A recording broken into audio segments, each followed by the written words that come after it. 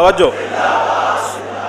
ثم یقول انا اولا بکل مومن من نفسی. سنو اے مسلمانوں، ہمیں کسی کی پریشانی ہے، فرمایا سنو حضور نے کیا فرمایا، فرمایا انا اولا بکل مومن من نفسی ہی.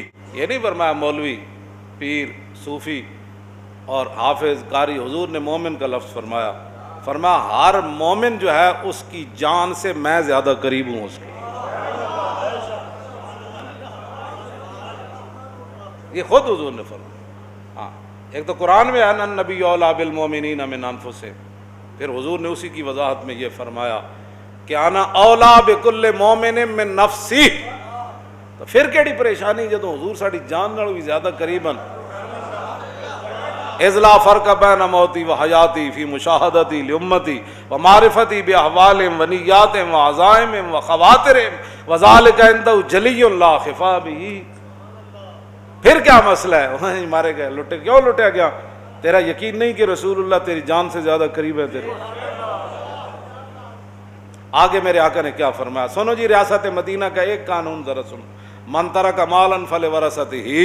حضور نے فرمایا جڑا مال چھوڑ کے مرے گا اس تے مال نال سانو کوئی غرض نہیں، وارث جانن تے مال جانے.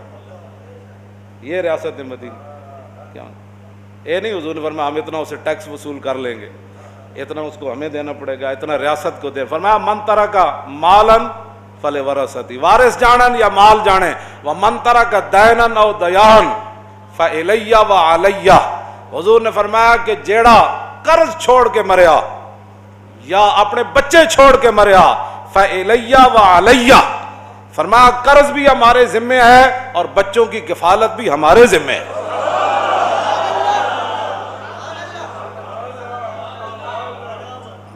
یہ میرے آقا کا اپنے فرامین ہے. اب ایسے ریاست مدینہ اگر کوئی جائے تو ہمیں بٹھاؤ، ہم بتائیں تو ریاست مدینہ کیا ہے. ریاست مدینہ کے لیے جناب بڑی بڑے پورے بکرے نہیں تیار ہوندے. ہاں، جدوں حضرت اتبان بن مالک دی اکھاں کمزور ہو گئیاں نا، عرض کیتی حضور میرے گھر تشریف لیاؤ، میں ہن آ نہیں سکتا مسجد شریف وچ، تے اوتھے تسی نماز پڑھو تے میں اوتھے روز نماز پڑھیا کراں.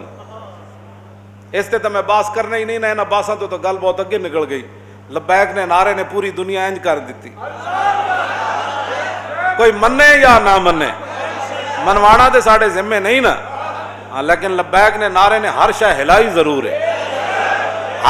ہر شے ہلی، اسمبلیاں بھی